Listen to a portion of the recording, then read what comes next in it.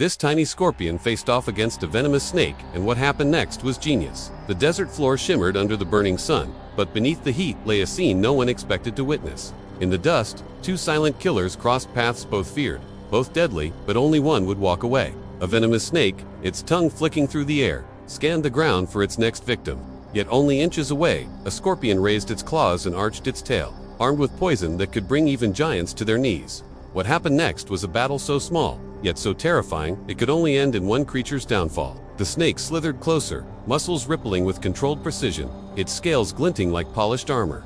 It was a master of ambush, built to strike faster than the blink of an eye.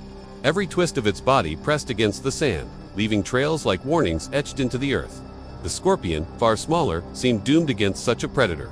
But this creature wasn't ordinary prey. It was armed with pincers, strong enough to crush, and a stinger sharp enough to end a fight in seconds. The air grew tense. The snake's eyes locked onto the scorpion, hunger burning in its gaze. Slowly, it coiled, building power in silence, preparing to strike with lethal speed. Then, in an instant, it lunged forward, fangs flashing like twin blades. But the scorpion reacted with lightning precision, pincers snapping shut around the snake's scaled body, forcing the predator to twist violently in rage.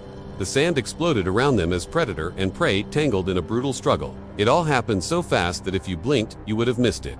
The desert sand swirled around the combatants, hiding their deadly dance from casual eyes. But for anyone who paused to watch, it was a spectacle straight out of a thrilling movie. In the heart of the dust cloud, the snake struggled fiercely, its powerful muscles coiling and uncoiling in an attempt to break free from the vice-like grip of the scorpion's pincers. But the desert warrior held firm. It had anticipated the snake's strength, bracing itself against the onslaught with legs folded neatly under its armored body. It was a testament to their unique anatomy, a feature that set them apart from other arachnids and made them masters of their domain. Meanwhile, the snake fought with the desperation of a predator, threatened. Its head, a third longer than the scorpion's, thrashed wildly, trying to shake off the hold. The tip of its tail whipped around, lashing out like a whip in the confined space. The scorpion's pincers were forced to relinquish their grip momentarily, just enough for the snake to squirm forward, creating a small gap between them. But the respite was brief. The snake couldn't afford to waste energy. It needed a clear path to strike back. The scorpion, sensing the shift in momentum, didn't budge. It knew the snake's capabilities all too well. It had watched its kind fall victim to the lightning-fast strikes of these predators before. It wouldn't make that mistake twice. Then came the snake's first strike. With a swiftness that defied its bulk, it reared its head back, coiling its body in preparation for the attack. In a single fluid motion, it launched itself forward, fangs extended. The desert air seemed to crackle with the ferocity of the assault. The scorpion was caught off guard. It hadn't anticipated such speed from its opponent. For a moment, it was frozen in place, vulnerable. The snake felt its advantage slip away. With a flick of its tail, the scorpion regained its footing. It sidestepped, narrowly avoiding the full force of the blow. The fangs grazed its shell, drawing blood. The scorpion recoiled instinctively, its dark eyes blazing with pain and anger. Now it was the scorpion's turn to counter. As the snake prepared for another strike, the scorpion lunged, its pincers shot forward, clamping onto the snake's head. The snake writhed in pain, its fangs catching on its own lips. The scorpion held on tight, its claws digging into the soft flesh at the base of the snake's fangs. Yet the snake fought back. It bit down hard on the scorpion's right claw, its teeth sinking into the joint. The scorpion howled, its grip momentarily loosening. The snake took advantage of the opening, thrashing its tail wildly, striking the scorpion across its abdomen. The impact sent the scorpion tumbling backward, giving the snake some breathing room. For a moment, the desert was silent save for the rasping breaths of the two warriors. Both creatures were wounded, their bodies slick with sweat and blood. They circled each other, wary, waiting for the next move. The snake struck again, aiming for the scorpion's uninjured claw. This time the scorpion was ready. It twisted away, its tail sweeping out like a razor-sharp blade.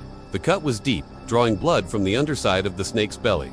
The snake hissed, recoiling from the unexpected blow. The scorpion pressed its attack, launching itself forward. Its stinger plunged deep into the snake's flank.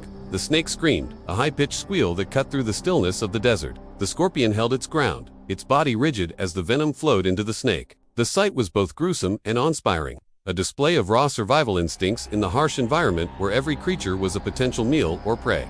The snake convulsed violently, its body twisting in agony. The scorpion, its duty done, pulled its stinger out and backed away, watching its prey writhe in pain. As the snake thrashed around, the scorpion waited patiently, its dark eyes gleaming with a cold intelligence. The venom from its stinger was a potent neurotoxin capable of paralyzing its victims in minutes. The The snake's struggles gradually subsided, its violent convulsions turning into weak tremors. Its movements slowed until it stopped altogether. Its chest, which had been heaving up and down rapidly, came to a halt.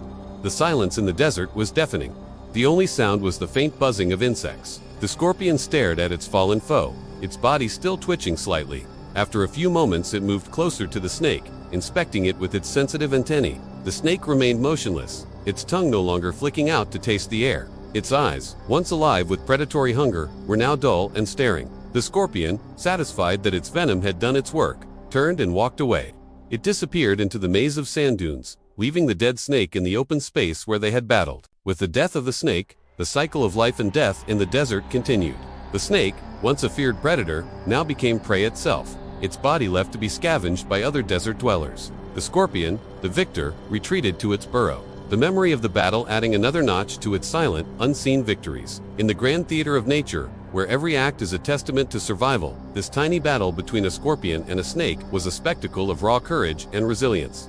It was a reminder that in the unforgiving wild, it's not the size that matters, but the will to survive.